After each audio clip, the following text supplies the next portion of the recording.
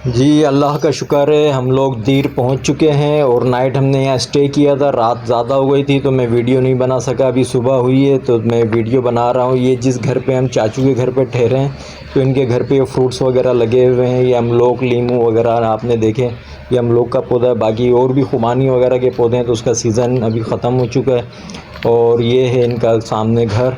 और ये सामने जो आप इसका एक बड़ा दरख्त नज़र आ रहा है, ये शहतूत का दरख्त है। शहतूत लगते हैं, शहतूत का सीज़न भी ख़त्म हो चुका है। थोड़े बहुत शहतूत अभी ज़मीन पे गिरे हुए हैं नीचे, वो छोटे छोटे साइज़ के हैं। ये देखें छोटा साइज़ है। अब ये है कि अब सुबह हो गई है, नाश्ता वगैरह करके इंशाल्लाह यहाँ से हम कुमराट के लिए रवाना होंगे।